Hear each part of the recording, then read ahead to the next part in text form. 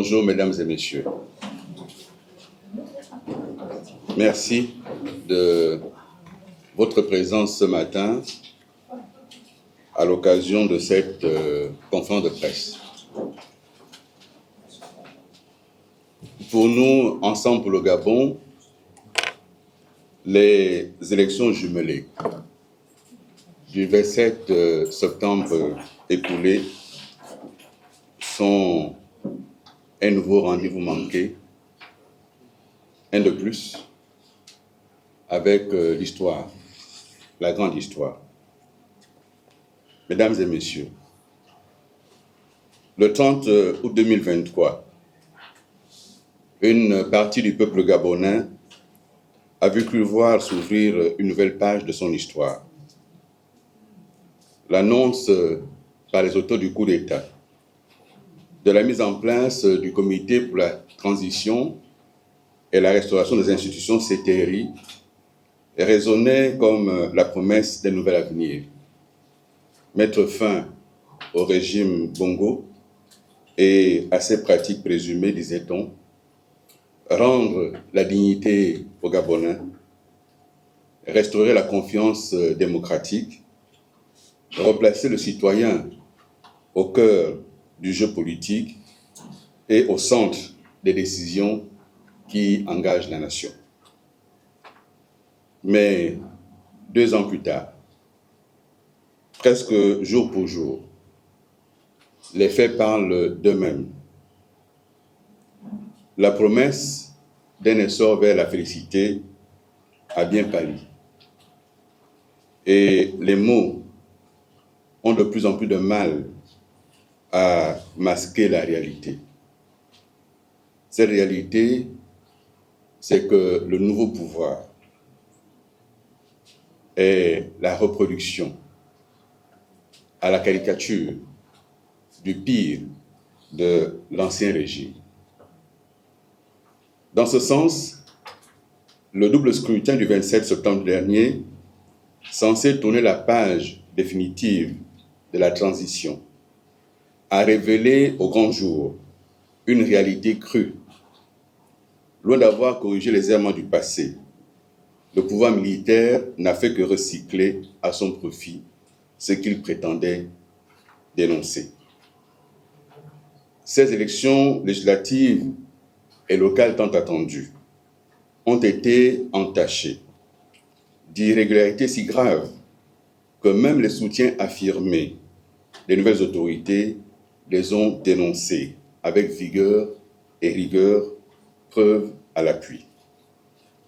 2 anciens premiers ministres, des parlementaires de la transition, des hauts fonctionnaires candidats à ces élections, des centaines de candidats, des organisations de la société civile, des journalistes et des milliers de citoyens ont tous témoigné et dénoncé les fraudes massives, systématiquement orchestrées en faveur des candidats du parti présidentiel. Il ne s'est pas agi de simples cas isolés et anecdotiques, contrairement aux dénégations du gouvernement, mais bien des mouvements d'ensemble ayant touché la quasi-totalité des circonscriptions électorales du pays et de la diaspora. Usage quasi systématique et abusif des procurations pour le parti présidentiel. Bourrage d'urnes, isoloir transparent, transfert massif d'électeurs, absence de bulletins de vote de certains candidats, procès-verbaux non remplis ou parfois remplis au crayon, affichage des résultats contraires à ceux indiqués dans les procès-verbaux, résultats tronqués, etc. Ces pratiques, mesdames et messieurs, rappellent étrangement les accusations formulées par le CTRI lui-même pour justifier la prise de pouvoir par les militaires après le coup d'État du 30 août 2023. Les voir ainsi reproduire la même chose en pire ne manque pas d'interpeller. Il est du reste significatif de voir le ministère de l'Intérieur faire piteusement machine arrière après que des candidats ont dénoncé des irrégularités, preuve à l'appui, et l'inversion des résultats dans leurs circonscriptions respectives, les rétablissant ainsi piteusement dans leurs droits. Preuve, s'il en fallait encore, que ces résultats n'ont aucune espèce de crédibilité. Chacun peut ainsi relever, dans sa province ou ailleurs, des cas de candidats déclarés éliminés dès le premier tour, mais qui, comme par magie, sont repêchés pour le second tour. Ce n'est plus le choix de l'électeur qui importe.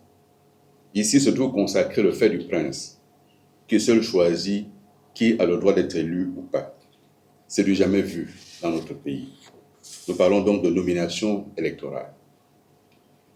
Lorsque l'on veut corriger une erreur dans la précipitation, on commet une erreur encore plus grande.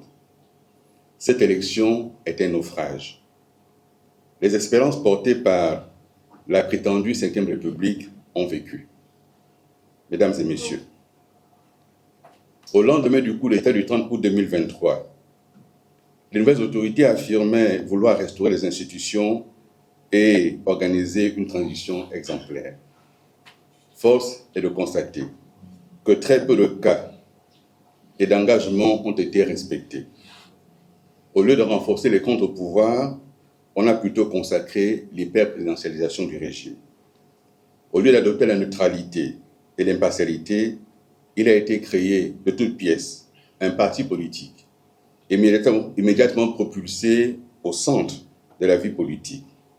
Et ce parti, de conclure des alliances électorales avec le Parti démocratique gabonais, celui-là même qui fut chassé du pouvoir, accusé par tous de tous les péchés d'Israël. Et surtout, accusé d'avoir tronqué les résultats des élections du 27 août 2023. Que faire? Que faire maintenant que le parti présidentiel et le ministère de l'Intérieur viennent à leur tour de tronquer les élections? Faut-il un nouveau coup d'État? Ce ne serait pas la solution. Nous n'y croyons pas. Le précédent coup d'État n'ayant résolu aucun problème de ce qui avait été désigné. Les élections mal organisées. Mes chers compatriotes, le 27 septembre écoulé, le Gabon avait une occasion historique de refonder son pacte démocratique et républicain. Mais la transition, grisée par les résultats du référendum et de la présidentielle, qui relevaient davantage de la volonté de tourner la page et non pas d'une vraie élection démocratique, cette transition, loin d'incarner un renouveau, se révèle n'être qu'une continuité masquée. Les pratiques décrites hier sont en effet recyclées à la vitesse grand V et maquillées sous le sceau d'une légitimité électorale usurpée, parce que fruit de fraude à grande échelle. Pour laver l'ignominie de ce fiasco électoral, il faut se hâter d'en tirer les conséquences. Les instances de gestion de l'élection viennent de prouver leur incompétence à la face du monde, de même que leur partialité en faveur du parti présidentiel. Lorsque partout, sur le territoire national, les mêmes cris s'élèvent pour dénoncer les mêmes fraudes, ce n'est pas le fruit du hasard, c'est une résultante constante d'une fraude d'État.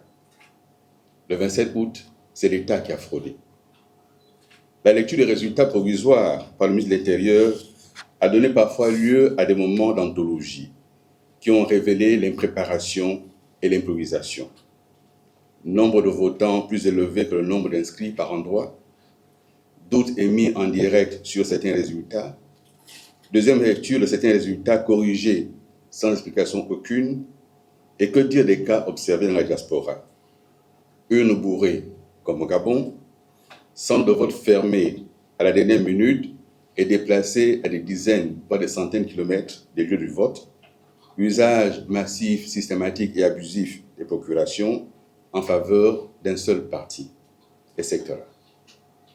Comme si tout cela ne suffisait pas, il a fallu que la Cour constitutionnelle, encore elle, s'en mêle en autorisant le ministère de l'Intérieur à violer la loi pour ce qui est de l'organisation notamment l'obligation d'authentification des bulletins de vote.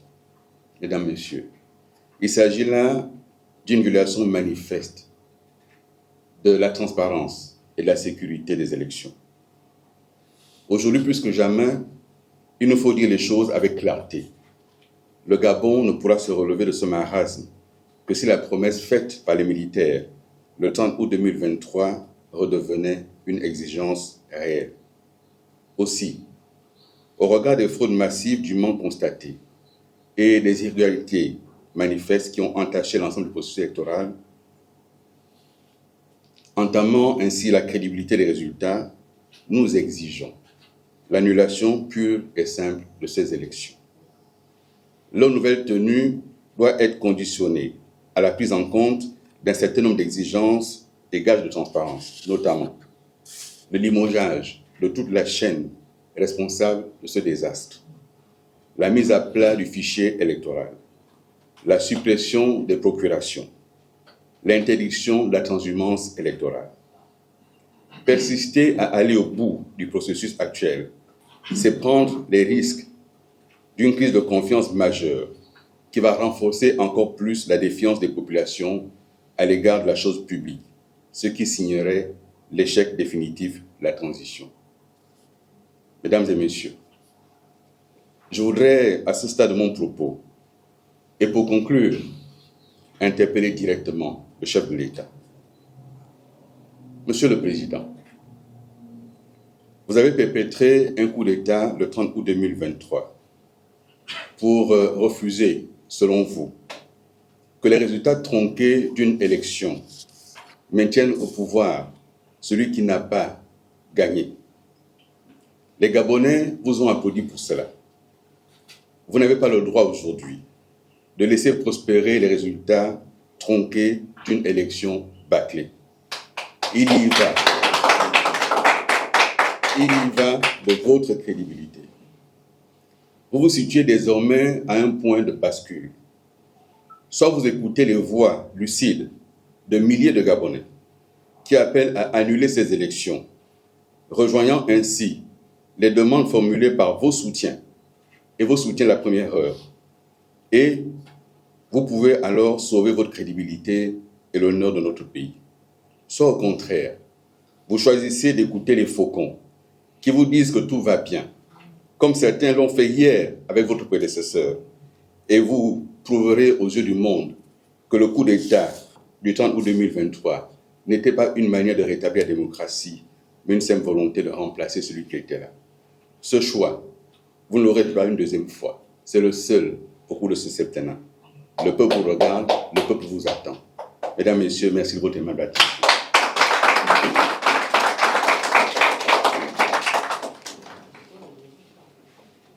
Mes chers compatriotes, face au désastre électoral que nous venons de vivre, il est important que chacun prenne position. Le 30 août 2023 a été un moment exceptionnel. D'un côté, il y a eu des cris de joie. Des cris de joie parce que les militaires venaient mettre un terme à un système. Des cris de joie parce que le 30 août était porteur d'une promesse. Plus jamais ça. La promesse d'élections libres, crédibles et transparentes. La promesse de ce que, désormais, le choix des Gabonais serait pris en compte. La promesse de ce que les élections ne donneraient plus lieu à des contestations massives. 2 ans jour pour jour, après ces moments d'euphorie, écoutons le peuple, entendons le pays, écoutons la désolation qui s'empare du pays. Même les vainqueurs supposés ont du mal à fêter leur victoire, tant la désolation est grande. Ce n'est pas le lieu pour nous ici d'invectiver. C'est le lieu d'appeler à la prise de conscience générale. Un pouvoir qui est établi sur l'illégitimité ne peut pas prospérer. Un pouvoir qui est conçu sur le mensonge ne peut pas prospérer. Il y a aujourd'hui un moment de bascule. Le peuple n'y croit plus. Et si cette élection n'est pas reprise, je vous le dis en vérité parce que je suis un enfant de ce pays, que j'ai l'expérience d'avoir vécu la politique dans ce pays depuis 1990. Je n'ai raté aucun épisode politique de notre pays depuis bientôt 35 ans. Et je le dis là, en responsabilité, il faut reculer. Ayez le courage de reculer. N'écoutez pas ceux qui vous disent que tout va bien. Ils l'ont dit hier à Ali Bongo, j'étais présent. Ils ont dit ce n'est pas grave, on va gérer. Ils l'ont rassuré. Et ils ont été les premiers à fuir le pays quand ça a basculé. Et ils sont à nouveau à vos côtés. Et ils leur disent la même chose. Et ils disent tout va bien. Ils donnent des statistiques imaginaires. Mais moi, j'ai été sur le terrain. Et de mémoire, je n'ai jamais vu ça. Je n'ai jamais entendu ça. Et il est utile aujourd'hui d'entendre ce peuple qu'on empêche de manifester. Mais quand un peuple se tait, c'est que c'est la désespérance qui a pris le dessus. Je suis un peu embarrassé. J'ai été, comme vous le savez, ministre des Affaires étrangères. Et comme vous le savez, avec des collègues ministres de la CEAC, nous avons porté la réforme de cette institution. Cette réforme de la CEAC, en passant le secrétaire général à commission, avait pour ambition de donner à notre institution communautaire la force, la puissance, le courage de faire comme d'autres communautés sous-régionales continentales. La CEAC a manqué à l'occasion de sa grandeur. Elle n'a été nulle part sur le terrain, je ne l'ai pas vue. Et si elle a été sur le terrain, elle n'a pas seulement constaté la même chose que nous. Et il est curieux qu'une organisation sous-régionale aille à l'encontre de l'observation générale, et y compris la société civile gabonaise qui, pour une fois, a pris le courage de dénoncer des fraudes massives, irrégularités constatées à gauche et à droite. Je crois que la CEAC veut se racheter de sa position après le coup d'État et tente de se rabibocher avec les autorités gabonaises. Je ne crois pas que la CEAC soit dans son rôle de venir valider une élection aussi bâclée aux yeux de tous. Ça, c'est pour ce qui est de la CEAC. Pour ce qui est du vice-président, d'abord, je ne sais pas à quel titre il a parlé. Je ne sais pas ce que la Constitution lui donne comme prérogative dans ce domaine. Il y a un ministère de l'Intérieur qui organise les élections, il y a la CNOSER qui est là, il y a la SER qui est là. Mais j'imagine, puisque la Constitution dit qu'il supplée le président, j'imagine donc que c'est le président qui a parlé par sa voix. Il est mal placé pour en parler parce qu'il est partie prenante. Il est allé mener campagne sur le terrain en sa qualité de membre influent du parti présidentiel. Il n'est donc pas bien placé aujourd'hui pour incarner une institution. Il est partie prenante. Et je me garderai de dire davantage. Je crois que son propos est totalement en dehors de toute réalité. Mais lorsque j'évoquais tantôt ce qui hier disait tout va bien, je crois que chacun a bien suivi mon regard. Et de quelque côté qu'il soit, il dit toujours tout va bien. Et il prendra le temps ensuite de s'en aller quand viendra la catastrophe.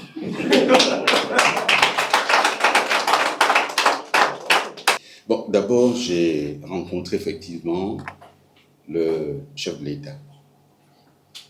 Et je lui ai demandé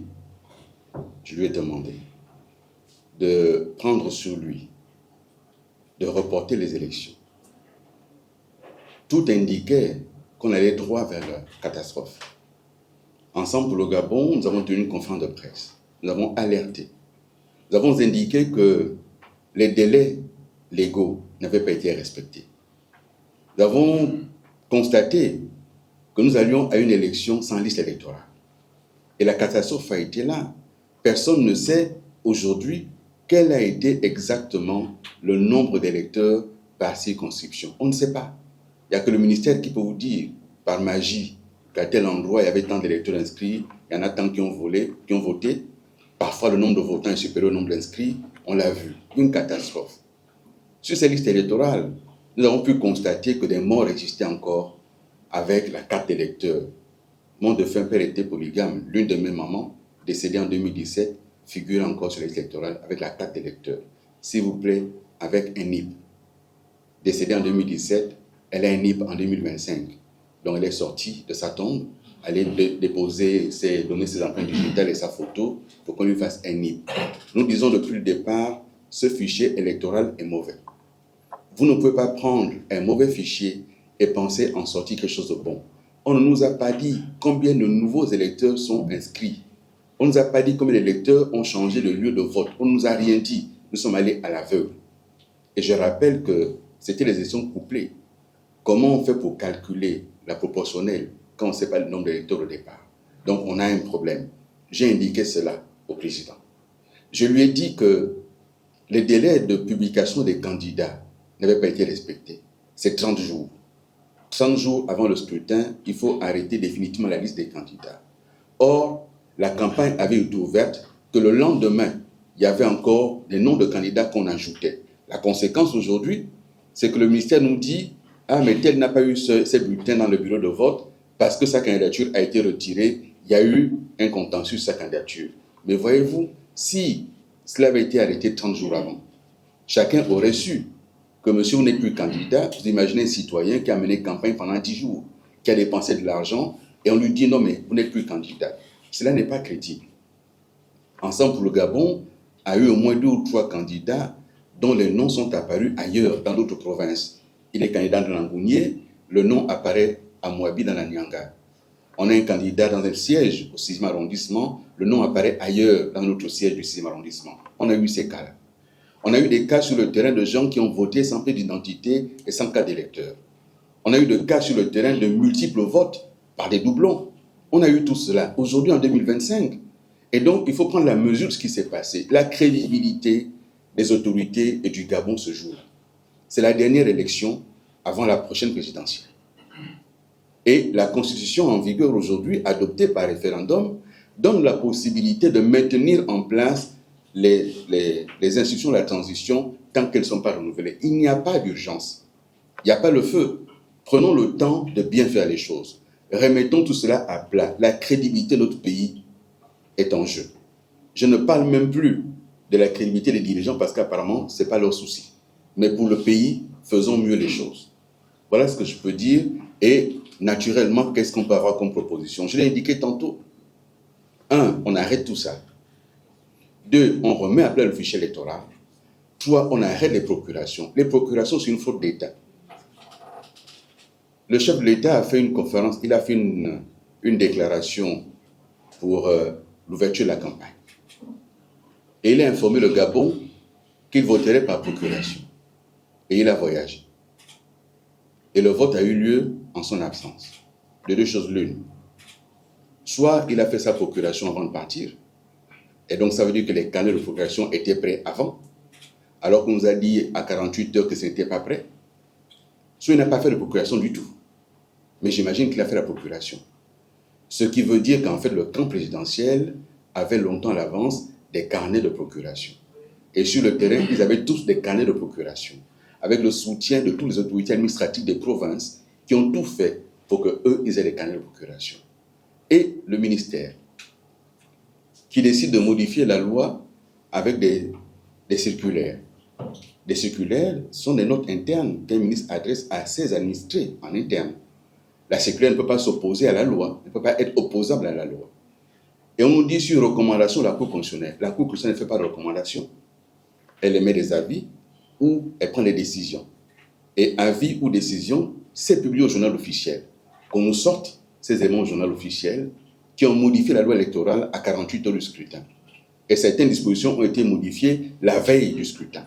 Tout cela n'est pas possible, tout cela n'est pas crédible. Et que la CAC vienne saluer cela, c'est surprenant.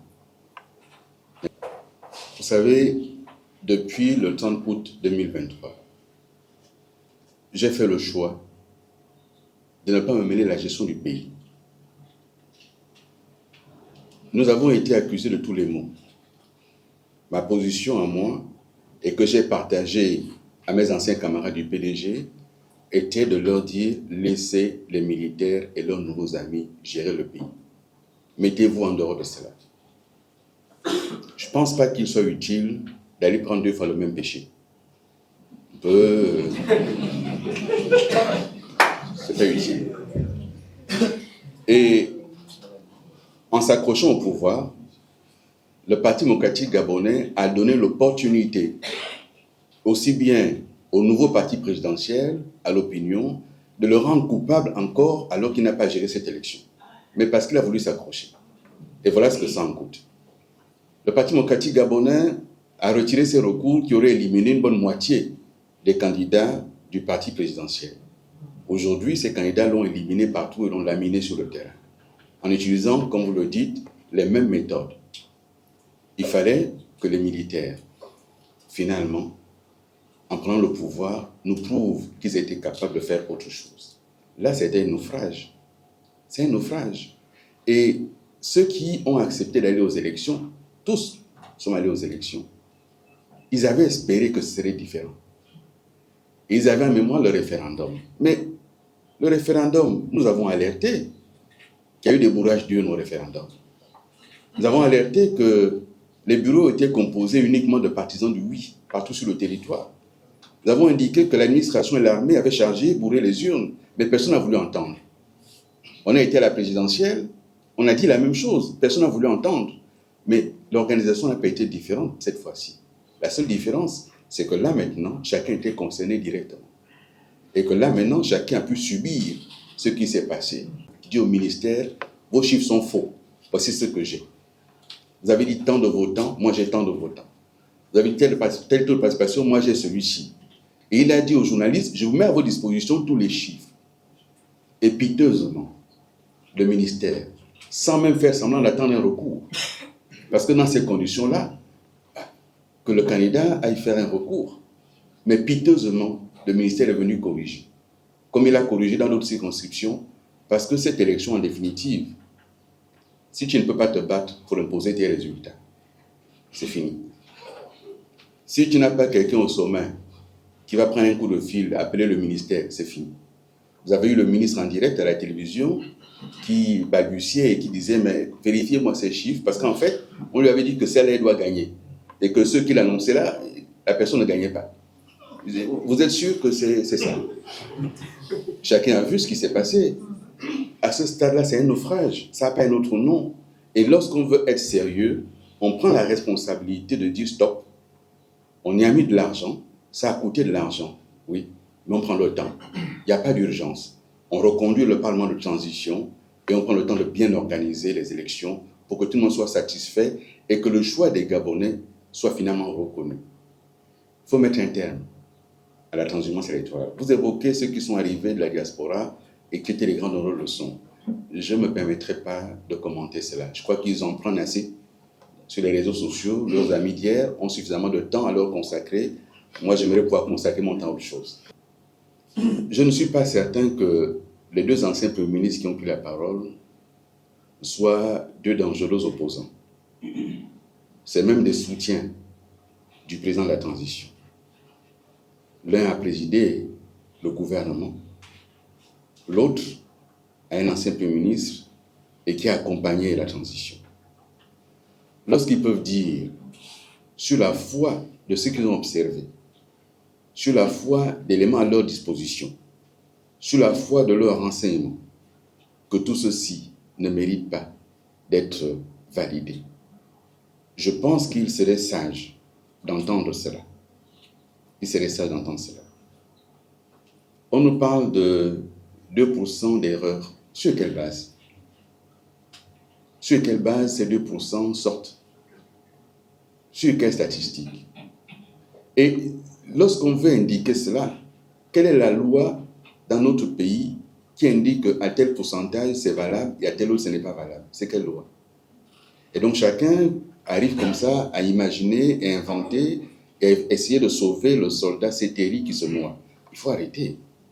Cette élection a été mal organisée. Et de mémoire, un parti qui a 2 mois d'existence ne peut pas gagner des élections sans aucune structure de base. Il faut arrêter. Ce parti est allé aux élections porté par la machine État et la machine de fraude d'État. C'est ce qui s'est passé. Et donc, ça ne sert à rien de polémiquer. Constatons que ça n'a pas fonctionné et prenons le temps de corriger. Je le dis encore une fois, il n'y a pas le feu.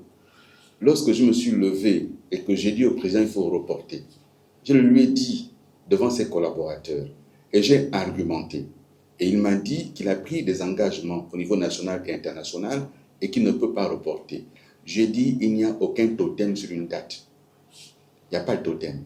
Ce qu'il faut, c'est qu'on ait une bonne élection, qu'on ait un Parlement qui soit crédible et représentatif. Déjà, ce Parlement a été rabaissé du fait de l'adoption de la nouvelle Constitution. Si en plus il devient un Parlement illégitime parce qu'il y a eu les députés de la transition, maintenant il y a les députés de la procuration, et donc il faut qu'entre la transition et la procuration, on ait de vrais députés. Tous ont été élus avec des procurations. Vous avez une circonscription, il y a 800 électeurs, vous avez un candidat qui a 500 procurations. Est-ce que c'est faisable? Il faut interdire ce vote par procuration. Celui qui n'est pas disponible pour aller voter, mais ceux qui sont sur place votent. Ce qui compte, c'est les suffrages exprimés. Tant qu'au Gabon, on ne prend pas en compte la question de l'abstention et qu'on valide l'élection à partir des suffrages exprimés, il n'y a aucune obligation à faire voter par procuration. Surtout que les procurations sont devenues un problème. Il faut régler cela. Et donc, si on a fait un coup d'État en contestant les élections tronquées et qu'on se met soi-même à tronquer les élections, il y a un problème.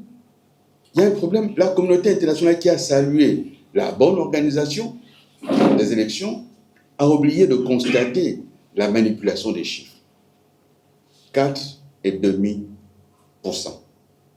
de suffrages exprimés se sont retrouvés se baladant comme ça, on ne sait pas à qui attribuer, à la présidentielle. Et sur 8 candidats, la CNOSER a attribué les 4,5% à un seul candidat. Ça vous montre bien qu'il y a un problème dans cette histoire. Et c'est le gouvernement qui organise les élections. Et donc, le chef de l'État étant chef du gouvernement, c'est son autorité directe qui a ce désordre. C'est lui le chef du gouvernement. C'est lui qui est le patron du ministre de l'Intérieur. Lequel ministre de l'Intérieur est le patron de la CNOSER et de l'ACR, Dupont et Dupont. L'ACR va dire là que ça s'est bien passé. Donc Dupont et Dupont, il ne peut pas dire autre chose. Et c'est cela qu'il faut constater, ça n'a pas marché.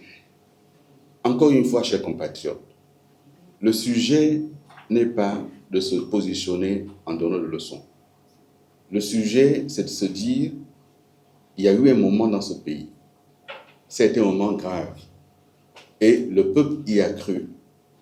Mais modestement, dès le départ, j'ai indiqué que ça, ce que j'observe, c'est la reproduction de l'ancien système. Et certains ont ri. Et certains ont dit, mais lui, qu'est-ce qu'il raconte? Et ils ont dit, on ne veut pas l'entendre. Bien. Mais chacun constate aujourd'hui. Et s'il y a un minimum de crédibilité qu'ils veulent encore avoir, il faut qu'ils annulent ces élections. Ça ne sert à rien de persister. Ces élections-là ne sont pas crédibles. Et ceux qui vont siéger n'auront aucune crédibilité pendant 5 ans.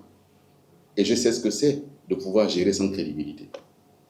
Et donc, il a le choix de se dire, ce monsieur est venu m'alerter.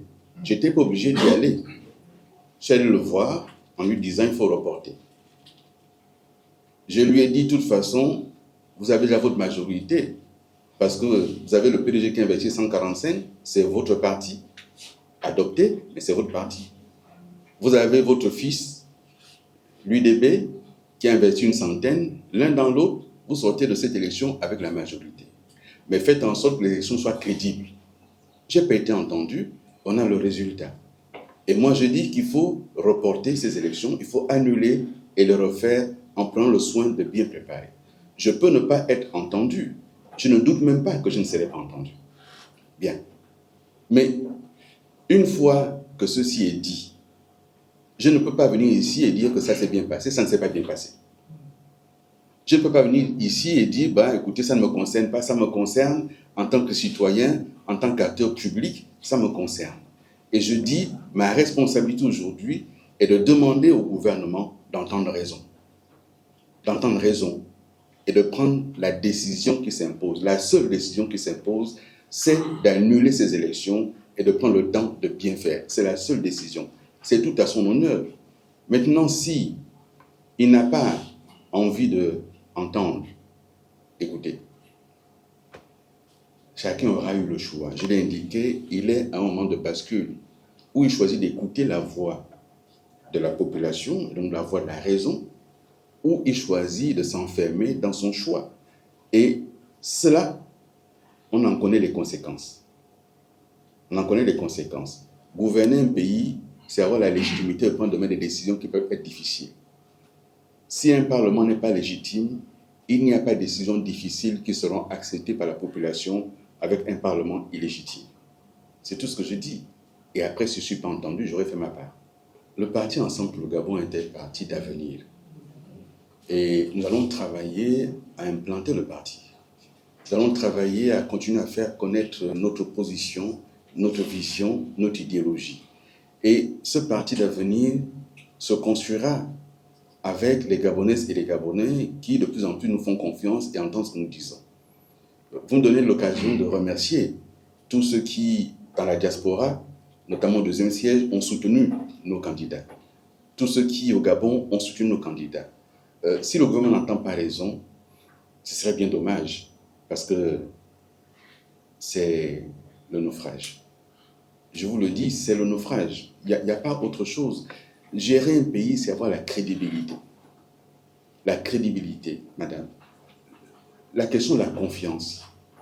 Les institutions internationales doivent avoir confiance dans nos institutions en nous. Qu'elles soient politiques, qu'elles soient économiques, qu'elles soient financières. La transition a été un temps et on s'est dit, c'est un parlement de transition, on fait avec. Mais sortir des élections, et j'avais prévenu, j'avais dit qu'il faut sortir la transition, mais par la bonne porte. Je l'avais dit. J'avais dit qu'il fallait inverser le calendrier pour tester le modèle. Le modèle, aujourd'hui, a montré que ça ne fonctionne pas. Il faut prendre le temps de s'asseoir, de le corriger, de tenir compte des erreurs observées. Vous savez que certains bulletins de vote, par exemple, au 2e arrondissement de Makoukou, il y avait à l'ouverture du scrutin des bulletins de vote de candidats au local, au département de Vindo, dans le bureau de vote du 2e arrondissement, qui ne sont pas concernés. Lesquels bulletins avaient été d'abord expédiés à Boué, avant d'arriver à Makoukou tôt le matin. Et quand j'arrive pour voter, je dis au président, mais pourquoi les bulletins ne sont pas authentifiés? Et sur le bulletin, vous voyez bien en haut une case où le président doit authentifier et en bas les 2 assesseurs. Il me dit, il y a une directive du ministre qui a dit qu'on peut s'en passer. J'ai demandé comment demande la directive du ministre et j'ai lu la directive du ministre qui nous indique dans sa directive, sur les recommandations de la Cour constitutionnelle, on peut ne pas authentifier pour gagner du temps. Voilà. Et donc, parce qu'on veut gagner du temps, mais si vous voulez gagner du temps maintenant, on vous a dit de reporter justement pour gagner du temps. Vous n'avez pas voulu reporter et donc les Gabonais ont voté avec des bulletins non authentifiés en violation de la loi. Voilà. Et certains bureaux de vote, les gens sont sortis sans remplir les procès-verbaux, en leur disant, vous viendrez remplir demain. Les scrutateurs n'étaient pas formés, ne savaient pas comment ça se passe. On l'a vécu partout. Et donc, ces éléments ont été observés sur l'ensemble du territoire. Quand on dit 2%, moi je ne sais pas ce que ça représente 2%. Quelle est la base? Je ne sais pas. Et donc, moi, ce que j'ai vu, ce que chacun a constaté, c'est ce que je viens de dire. Et il faut que ce scrutin, ces élections soient annulées et qu'on prenne le temps de bien les refaire. C'est ce que je dis. Et surtout, que ceux qui ont mal organisé soient démis de leurs fonctions. Parce que ça ne sert à rien de faire l'autruche. Ça n'a pas fonctionné. Il faut en tirer les conséquences. Ce serait aussi ça, l'honneur de la Ve République. Bien, merci de m'avoir écouté. Et bonne journée.